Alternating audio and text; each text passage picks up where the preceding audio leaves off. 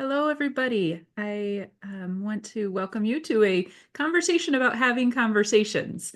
And so today we're going to talk a little bit as the holidays approach, how we might be able to speak to, have conversations with, maybe have a little fun and humor with our friends and family and team as we gather towards the end of the year and use this as a way to establish a pattern or tradition of continuing to talk about the plans and the ideas that we have. And so, with that, our goal today is to talk about using estate planning and conversations about this during this time of year to further strengthen any family bonds. And so, I will note you may want to grab a pen and paper in case ideas hit you or strike you with something you want to remember. But other than that, this will be recorded and available to you during that time. So, with that, I wouldn't be a good attorney if I didn't start with a disclaimer. We will be talking about some legal topics today. However, that does not constitute legal advice and does not establish an attorney-client relationship between you and I. And so, encourage you that if any questions come up, if you choose as a result of this to update and review your estate plan, that you work with an attorney that you have a relationship with. And so, consult an attorney. That being said, the goal today is to empower you, to give you some feelings of I can do this. I can start these conversations that may seem uncomfortable or maybe met with denial or sadness, to have some casual or more formal conversations with your loved ones about estate planning, your end of life wishes, how you want your legacy to be known, and hopefully some practical tips that will give you a clear action path and tools to have these discussions. So, a little bit about myself in case you don't know me. My name is Emily Taylor. I'm an attorney licensed in the state of Arizona. I've been licensed for about 18 years, and in that time, I've focused my practice primarily on estate and special needs planning. A lot of people ask me about how that came to be my career.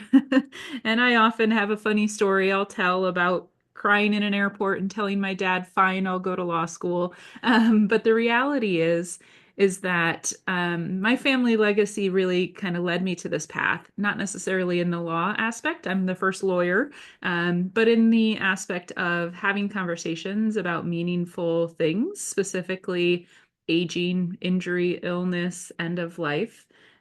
So you can see here, there's a picture of me as a toddler with my grandpa. I don't know why we were wearing all red, but we look pretty 80s trendy. And that's my grandpa Ray. He was a farmer in Iowa and had, a lot of acres when I joined the family.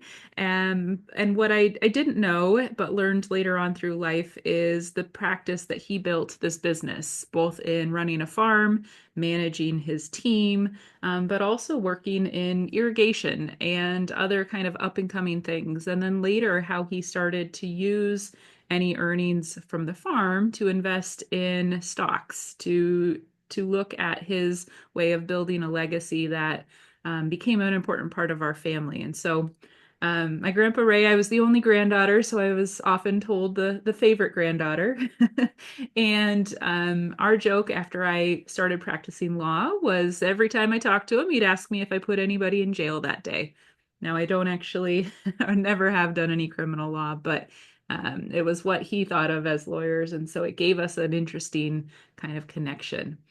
Now, of course, you can also see a picture there. Oh, it's probably 13 or 14 years old of a family around a dining room table. I think it was probably Christmas based on some of the candles on the table. So it's interesting how our family traditions can give us clues about timing and what that means. My grandpa is there. His wife, my grandma Artis, had passed by that point. And then you can also see my aunt and my parents and one of my siblings. And then there were a couple more people, somebody taking the picture. But we often, as part of my legacy that I remember from my grandpa Ray, we talked about things like his estate plan, like the farm. Sadly, my grandparents lost one of their sons. My mom lost her brother as a young man. And he had at that time owned some farm. And my grandparents did what's called a legal disclaimer, and they passed that on to my mom and her two sisters. And so during that time, shortly before I was born, my mom and her sisters as young women owned a farm. And owning a farm is busy and hard and complicated. And so starting at that point, I can remember from a very young age, at the day after Christmas, Grandpa would call a family meeting. There were farm meetings. They were always led to be talked about as the farm and sharing, profits, losses, the cost of fertilizer that year, who was managing the farm, who was important workers, what had the neighbors done. And from a young age, we were invited to that conversation as grandchildren. And so I think that's a really important formative memory of mine. Also, within this family dynamic, my grandma had cancer for a long, long time, and she was always very hesitant to talk about estate planning or death. There was a lot of grief and emotion related to the loss of her son, and a lot of hesitancy to pursue formal estate planning. And so when she passed is also I was a lawyer by that time, and so my grandpa, I don't know for real or not, but always asked for my legal advice, and he had a wonderful estate planning attorney in Iowa that really helped him establish a trust and further that legacy and formalize that legacy, because my grandpa understood how much it was to talk about it, how important it was. And so, despite my grandpa having passed a number of years ago, we still have farm meetings. There is no farm, but my parents have continued that tradition of continuing to talk about their estate, what their investments look like, what their ideas are. We talk about the use of and gifting for younger family members and things like that. And so it's a lifelong journey that I've been on, and it's really important to me. And if you're my client, I love to talk about these things all day, every day. Despite the fact that it's hard for some people, it's really important that I not only continue that tradition on in my family and my personal life, but also that I encourage others, clients, team members to have those conversations themselves. So today, that's what we're going to talk about, is how to establish a conversation, how to have it maybe for the first time, how to carry it on, how to make it more formal, how to have it be more fun and entertaining. And I imagine if you're watching this, whether it's live or the recording, you have some ideas about why this might be important. But just carefully, we want to kind of go through what we're trying to avoid, right? So having these conversations about our legacy, about our estate plan, about our life and our goals, avoid surprises. I can't tell you how many times somebody passes on and family comes back to report to me that they're surprised. They didn't know their parent felt this way about perhaps end of life, or they didn't know that their goals were to have their legacy left through an estate plan that perhaps was for certain purposes. So having these conversations while you're alive and well, or perhaps even just alive and ill, but maybe trying to quell some of the surprises, sharing and being transparent as it relates to what you have, what you want done with it, what decisions you want made, things like that. And then, of course, avoiding disappointment. Sometimes people are disappointed. Maybe they're shocked you don't have the riches they presumed you had. But more often, it's disappointment in the fact that you didn't discuss these things. And there's regret over the fact that there wasn't an opportunity for conversation while you or a parent or a loved one was alive. And then, of course, confusion. Confusion comes up in all sorts of ways. Perhaps you had an estate plan, but your intentions through beneficiary designations were inconsistent. Or perhaps somebody's surprised to learn that you didn't think they did a good job of managing your money, and so they put restrictions on your assets and things that surprised you. And so confusion, the opportunity to ask questions, having these conversations really helps to avoid these topics and these things from coming up. And of course, these matter because we're getting clarity. A lot of times, that history of family exposure, if you as a parent or grandparent perhaps took care of your parents or your siblings, and you had this life experience that was very meaningful to you, and others in your family observed this take place, but saw certain things or interpreted your behaviors in different ways. Providing clarity about your experiences and how that's led you to feel the way you feel is really helpful. So, family history, not just what happened to grandpa's farm when he passed away, but also what is the history of heart disease or Alzheimer's or perhaps mental illness. Things like that can be really clarifying for those who look up to you to be the matriarch or the patriarch of the family. And so getting family history can be really helpful, and getting your personal history of how you might have cared for others can be really positive and helpful as well. Getting gratitude. It's nice to perhaps leave some wealth behind, whether it's big or small for our family. But if that only happens or they only learn about it when you're gone, you don't get to experience that sense of their gratitude, giving them an opportunity to thank you for whether it's financials or whether it's faith or whether it's family legacy that leads in different ways. Getting an opportunity to hear that gratitude from your family can be really, really important. And then these conversations themselves can be important memories. As I shared with my personal experience, the farm meeting really drove a lot about how I see family and how I see grief and loss and how I understand running a business and things like that. And so having an opportunity to be open and talk about things that aren't easy. Nobody likes to talk about money. Nobody likes to talk about death. Nobody likes to talk about the process of dying, but it really gives it an opportunity to create some important memories. And the rose-colored glasses you might wear at a later date or your children might wear can be really important. And I hear that because I've had a lot of conversations over the years, and I'll have children come back and say, when we sat down and had a family meeting with you, that was the only time Dad talked about this. But when Dad got sick, we thought back to that conversation. We looked at the documents he had in place, and we felt a lot more confident in the decisions we were making at the hospital or bringing hospice in and things like that. So, very, very important meetings. So, with that, one of the things we want to think about is who are we having this conversation with? Um, the obvious answer, I think, given some of the imagery I've shared in my experience, is your family. And of course, you can see a version of a family here on the screen. And it includes children, spouses, little kids, and perhaps grandma, the matriarch, who is holding the conversation. And I think this brings up some important points to consider. Because what I hear a lot is, do I include my son-in-law? Do I include my daughter-in-law? Do I include the grandchildren? How far does that go? And it's going to be a different answer for everybody. But a lot of times, no matter what your relationship is with your children-in-law, they're very important to your children.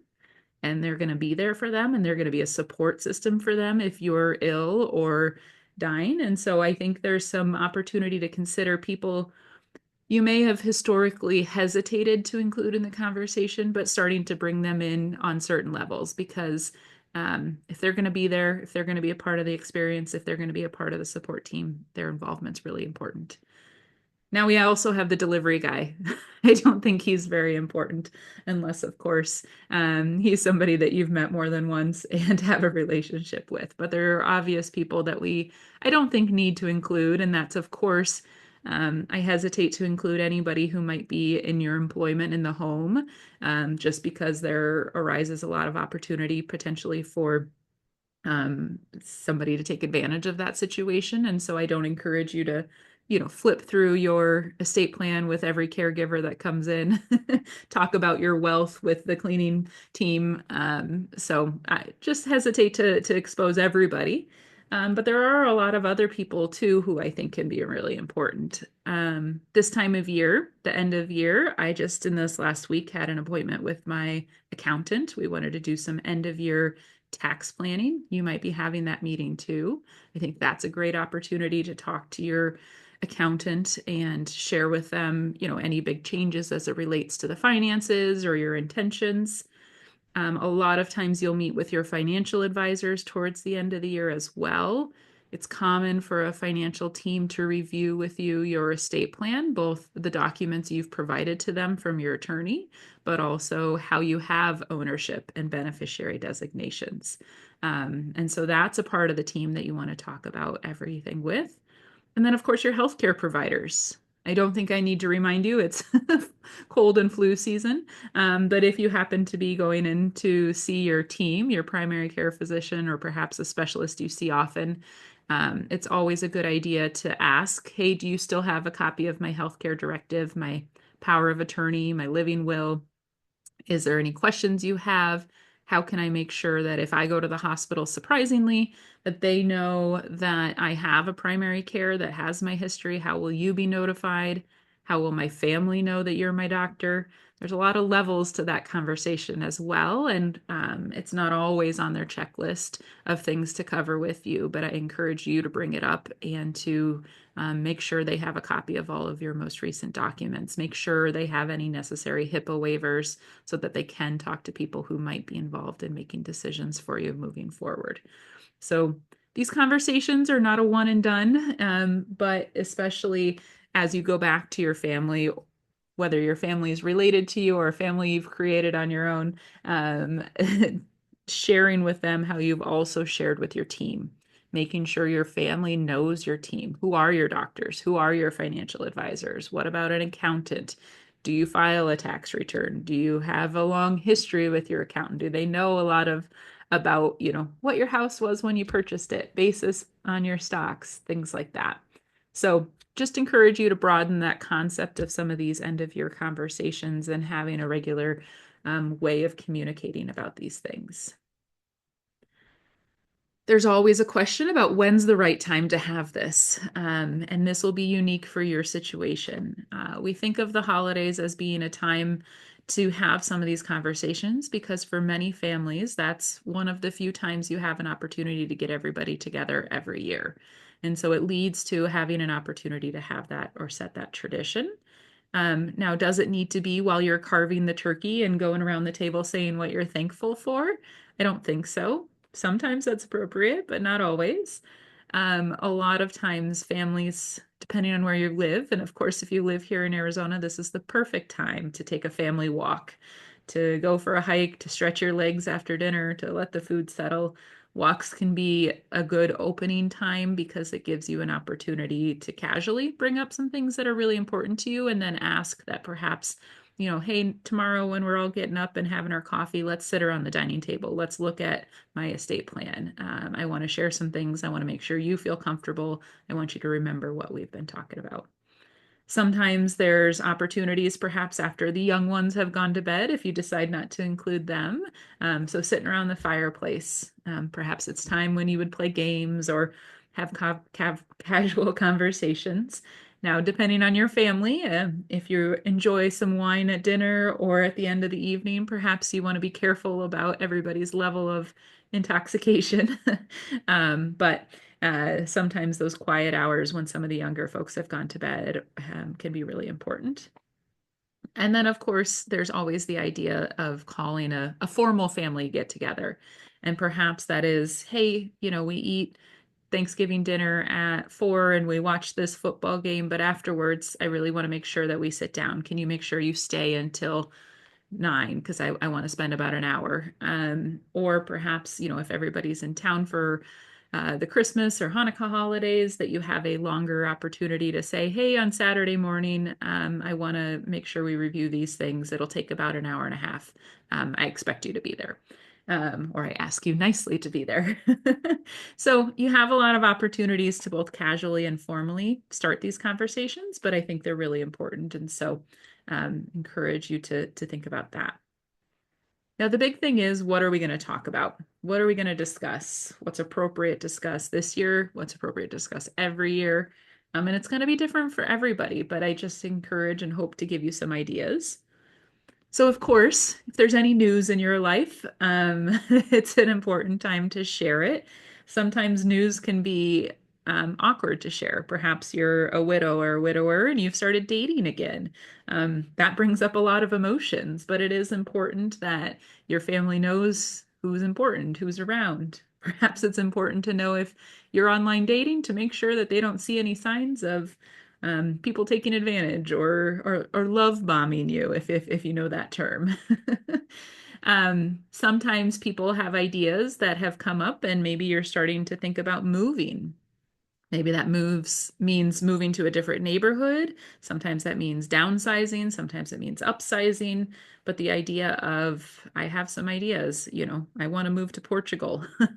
I want to leave the country. Hey, now's a good time to think about what that looks like and how you start to communicate that idea. Sometimes you've also had an opportunity to consider what your future looks like in terms of care. And I'll hear, from some younger people, oh, I want to die at home, or it's really important to me. I never live in a care facility. And then as time goes on, that shifts. Boy, it'd be nice to live with some friends in the sense that you've got a community. Perhaps you think it would be helpful to have the cleaning services and meal preparation services of a continuing care residence. Thinking and talking about some of those logistical pieces with your family are always really important. And it's not easy to bring up, on your weekly phone call or if you check in by Zoom once a month. So a good opportunity to do that. Perhaps you're thinking about some travel. That's always nice for family to know what that looks like, what those timings are. That round the world cruise. Well, sure, that'd be great. Perhaps you're thinking about bringing on a pet or changing other pieces. So a lot of that, just a good idea to start with. Some of it can be really fun. Some of it might be emotionally charged for the people you're sharing, but important to kind of cover the easy stuff that sometimes isn't so easy. One of the other important things I encourage when you're meeting with your family is to share your experiences because I hear this. I have an opportunity to be nosy. And one of the questions I often ask clients is, tell me, have you had to administer an estate before? Have you had to make end of life decisions for a family before? And I get an opportunity to hear a lot about the family history. Oh, yes, when my parents died, I was in this situation, or my aunt did have dementia and I watched my mom make those decisions. And I ask those questions because it's important for me to understand the history and background that comes to the table when we're talking about putting your estate plan in place and putting those things down in writing. But you may not remember what your children remember. They might have observed you from a distance. They might have been in college and not really understood what was going on when you were making some of these tough pieces. But some of that family history can be really, really helpful for them, not only in knowing how and why and what they need to do for you, but also when they start to make their own plans. Um, Family history, genetically is changing. We have opportunities to get DNA tests. We might be able to find out some things, but that doesn't also mean that we don't know how it would show up. And so if your mother or father, for example, got early onset dementia with behaviors, but your kids were too young to understand or too busy to have observed, it can be important for them to know what you experienced and what you witnessed because not only genetically might that show up for you someday, and you want them to have the early signs and the opportunity to understand what you want in that circumstance, but also for them if they cease or start to experience some of those experiences or their doctors are asking them about their family history. It can be important to review. Certain types of cancers come up, and science isn't perfect, healthcare isn't perfect by any means, but a lot of times sharing your personal experience with your family can be really important. You also can talk about what went wrong, things you did at the time that you thought were really appropriate, but now as you look back in time, you start to see that you would have done something differently or you would want something different done for yourself. I put this on here because I thought it was pretty funny. I had to Google who Wayne was. I didn't know, but apparently he was a businessman and or is, I don't, forgive me, I don't know. But he also owned a lot of sports teams and he's noted as saying some family trees bear an enormous crop of nuts. And all kidding aside, we do, know a lot about our families. And I think when people meet with me, sometimes they're hesitant to share something about their family because they think it's shameful or inappropriate. But the reality is, everybody's got all sorts of personalities in their family. And sometimes those relationships have changed or aren't as supportive because of what's gone on. But Everybody's got it, everybody understands it. And so whether you're talking to your biological family or your professional team or your friends that have become family, it's important to share the details. There's no shame. There shouldn't be any embarrassment about what's gone on and what there is. And if you can use some humor to share about it, it's really important. Now, as an estate planning attorney, I think this is very important. Every year, I encourage all my clients to dust off their binders, pull it out of the safe, off the shelf, wherever you might keep it, and flip through it. Remind yourself who you put in different roles. Remind yourself how you left things. A lot of times, if it's been a minute since you prepared it, you may have forgotten who's going to be named to make your healthcare decisions. You may have learned in the interim that perhaps this team you put together doesn't work or operate in the same way we're thinking about. So many of you, if you've worked with me, have a binder full of legal documents at home. And within those documents, you'll find that generally they're kind of organized by healthcare documents, financial documents, wills, and trusts. But that along with that, you also need to be mindful of your account ownership and beneficiary designations. Within your healthcare documents, you're going to find a number of documents. One in Arizona is a healthcare power of attorney. This is where you nominated your team. So in that healthcare power of attorney, it'll show you who will make decisions for you. Often you're encouraged to have backups. Occasionally you'll have more than one person at a time. So I encourage you to look through that. Your healthcare power of attorney also is where you might share your wishes about autopsy and organ donation. It also might be where you shared what your wishes were for the disposition of your body. So whether you wanted to be cremated or buried, perhaps you shared some specific wishes. This is one of those things that's changed recently. We have new ways to dispose of bodies in Arizona, including legal ways, I should say. um, uh, we have aquamation, we have human composting. We passed a law last year called Grandpa in the Garden. So, all sorts of ways to look at, and your intentions or wishes may have changed, where perhaps, in a decade ago, you were driven by faith or by what other family members, and then you've had experiences where you want to change that. So, that's something you want to review and also talk to with your family about. You may have made note on your healthcare document that you want to be an organ donor, and that organ donation piece may be specific to your intention was only for transplant or therapeutic purposes. You might want to share with your family what that means.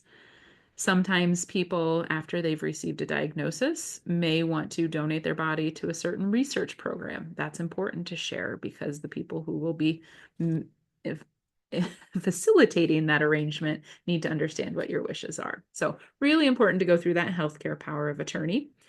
You also want to make sure you have, if you're in Arizona, a mental health care power of attorney that is specific largely to mental health and specifically inpatient psychiatric care and treatment, making sure that if something should change or if you need that level of care, your team has the opportunity to do so without significant court involvement. Living wills are very different than last wills, but living wills are a part of your healthcare directives. And your living will is oftentimes one of the most important things to review with your family because it talks about what your intentions and wishes are for end of life. It's often going to share some details about whether you want life prolonging procedures and to what extent and how they should know when to stop. It's going to share what you want in terms of artificial food and water, feeding tubes and IV hydration, pain management. And in some living wills, you also have an opportunity to share whether or not you want, what type of care you want should you have an advanced stage of Alzheimer's and dementia. Occasionally, if you've put a DNR in place, that's going to be something that's new. Now, DNRs a lot of times need to be reviewed and signed off by your physician, and perhaps you need to make sure it's appropriately displayed or available for family members in case of emergency. So, really important things to review with your family. Same is true for financial powers of attorney. We want to make sure that if there's an instance where you're ill or injured and you're not able to make your own financial decisions, that you have a power of attorney that allows for the team to step in and pay bills, manage your retirement accounts, things like that. Of course, you probably have a last will and testament, and you want to understand how you've laid out your wishes and who's to be in charge. And if you have a trust, you want to make sure that we're not using your will, because if we're trying to avoid probate, we want to use our living trust as an opportunity to do that. And all of that goes along with your beneficiary designation. So I encourage you to review if you've opened new accounts, if you've changed things, how do you have your ownership of accounts and your beneficiary designations? Great aspects to have in place. So all of that's really important. A lot of times I think this is something that you want to share if everybody gets along and things are going well. Sometimes you're hesitant to share if perhaps there's going to be somebody that might cause issues. I think in that case, again, it's really important to consider the right people being having this information and making sure they know how to do that. They also are going to learn about what your intentions are. And so sometimes it's important to make sure that they understand why you did what you did. Perhaps your distribution isn't equally divided amongst your children. Perhaps you have a loan that you never formally put in place, but your estate plan says that certain terms are to be met to have that adjusted. So important things to share, make sure they understand, give them some guidance.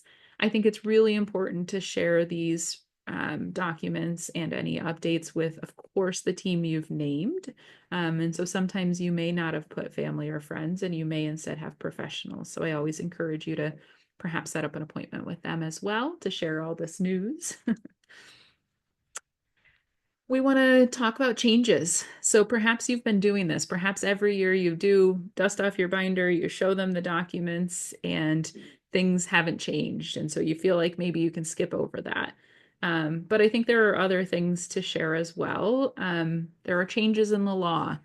A number of years ago, we had what was called the Secure Act that dramatically changed how our retirement accounts were left to our heirs. And so we want to understand what that looks like and perhaps encourage our family to say, hey, I have a significant IRA or 401k, and when I pass, I really want you to meet with somebody who understands all the tax options available at that time.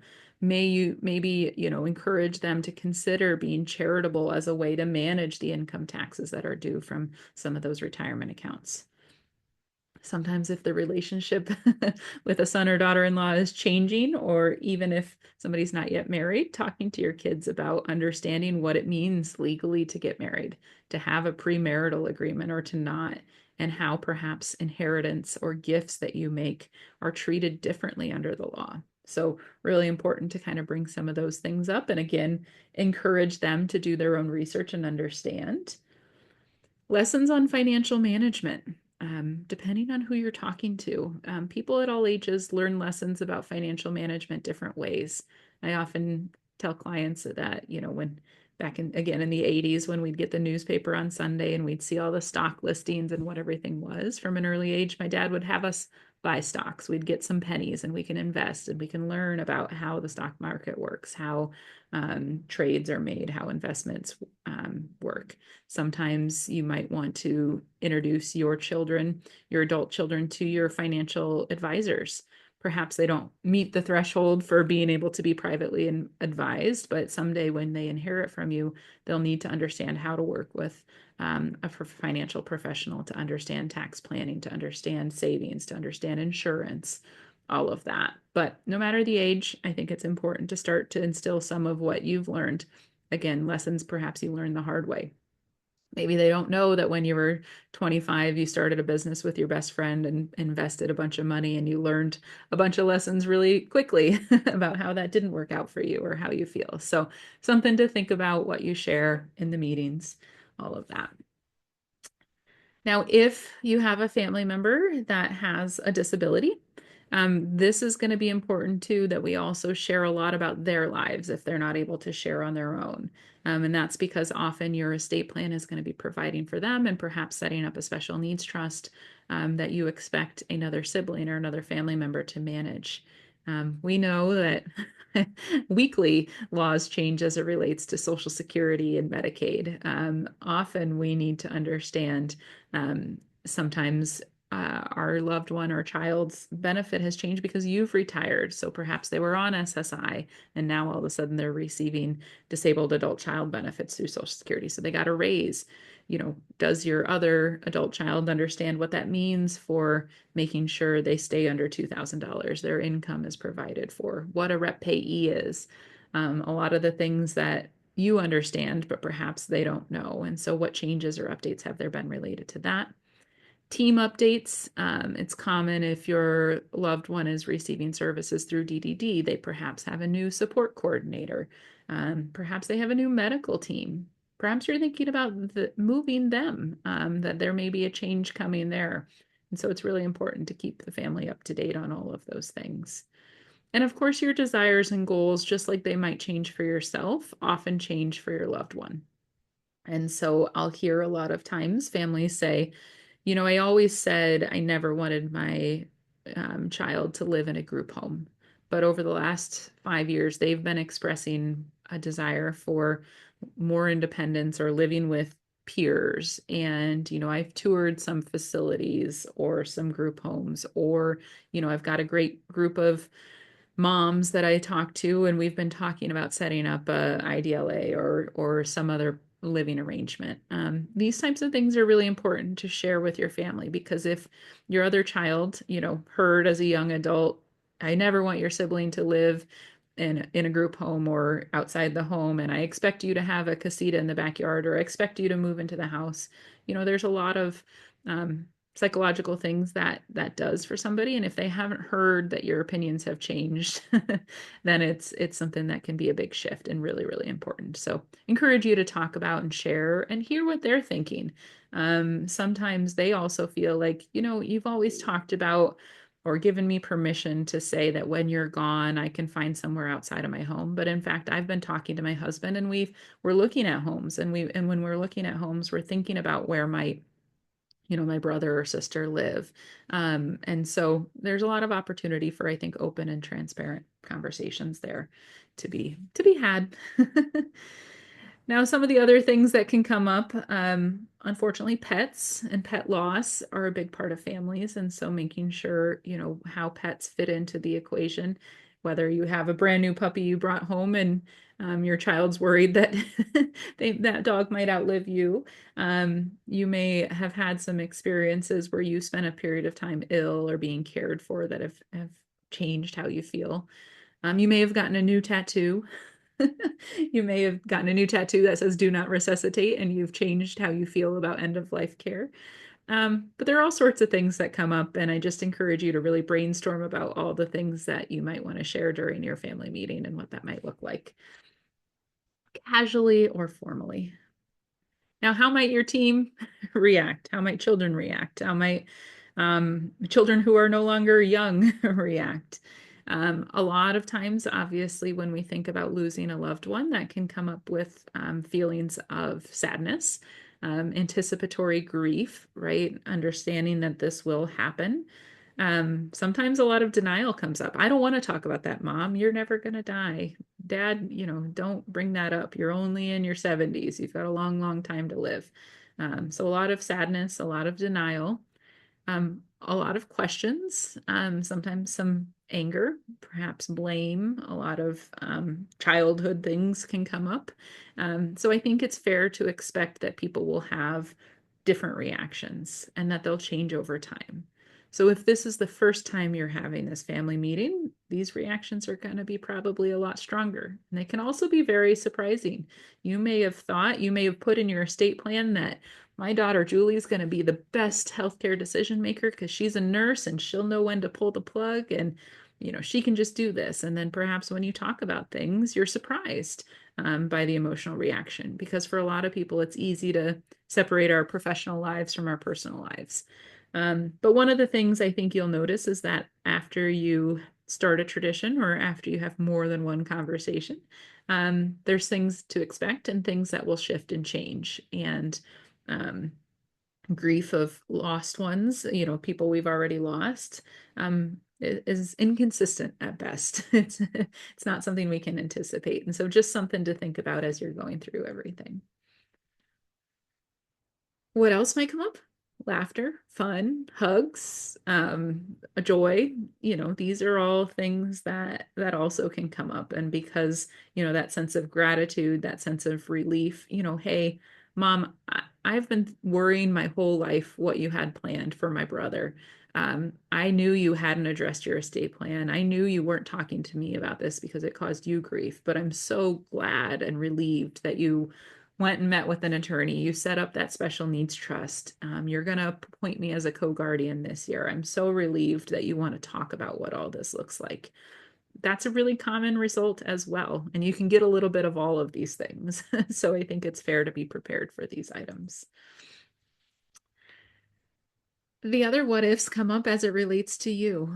What if I changed my mind? Gosh, last year I said this, and now this year I said this. They're going to think I'm wishy-washy or inconsistent. And I think it's fair to give yourself some grace to not be embarrassed if you've changed your mind.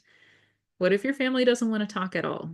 I think that's a real possibility. I think it's good for you to understand that as well, because I think it gives you an opportunity to perhaps communicate in different ways. So if the person you were hoping to have a good conversation with shuts things down, of course, it gives you an opportunity to maybe bring it up at a different day or a different time or under different circumstances. But it also gives you an opportunity to understand you may never be able to have that conversation. So it is more important that you write the personal letter to go along with your estate plan. Record a video.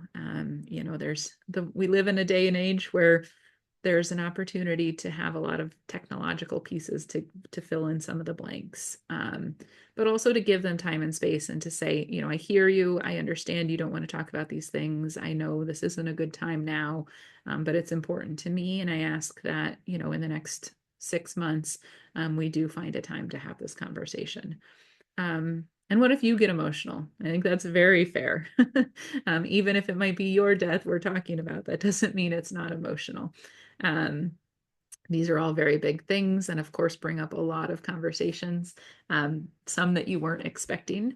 And so, other people might share news with you that you hadn't anticipated. It might be a door that's opened that your child feels comfortable that they can say, well, you brought this up, but I also want to share with you that while I've lived 2 miles away my whole life, my wife and I have been thinking about relocating to the East Coast or something big that might be surprising to you. And so I think that's fair, and it's a good opportunity to hold space for everybody to share some of what they're feeling.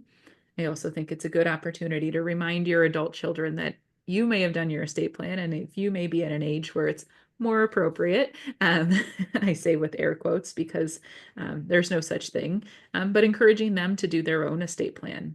Hey, you just had a baby. I know when I first had babies, I had a kind of a smaller estate plan. I didn't need a trust at that stage, but it was really important that I had that will so I could name my guardian. Can I help you find somebody to meet with to set up that will, set up those powers of attorney? Hey, I know you're planning on getting married this fall. Have you thought about talking to a family law attorney about a premarital agreement? Having some of those conversations as well. Make it a game. Maybe with dessert. These are two games. I actually, over the years, have bought a number of the death decks and I've shared them with clients and family. I've played them with my family.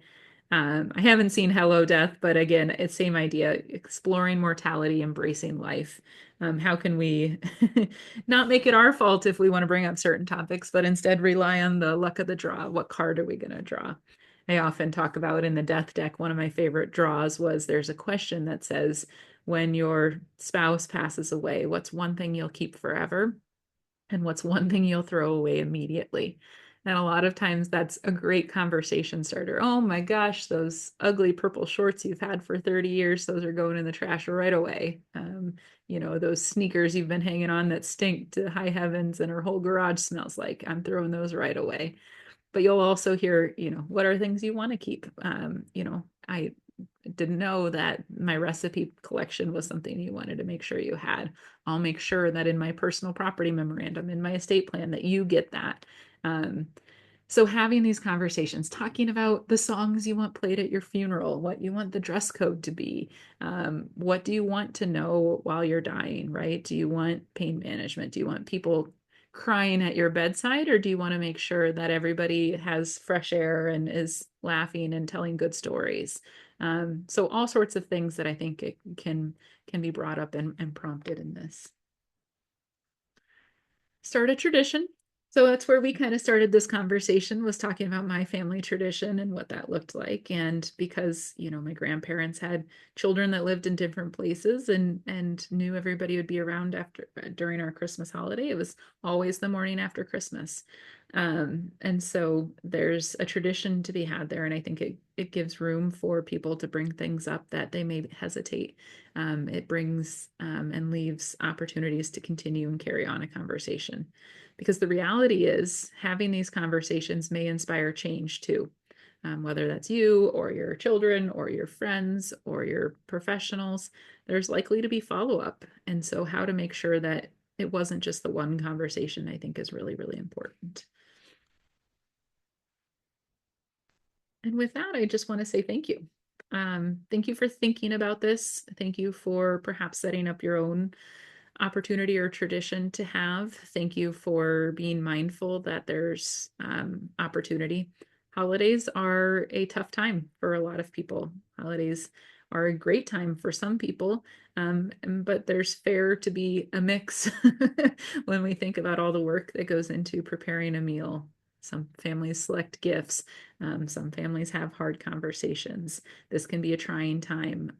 These seasonal pieces bring up a lot of memories and bring up a lot of grief. And so using this as an opportunity to address all of those things, I think can be really meaningful and impactful for how you spend your holidays.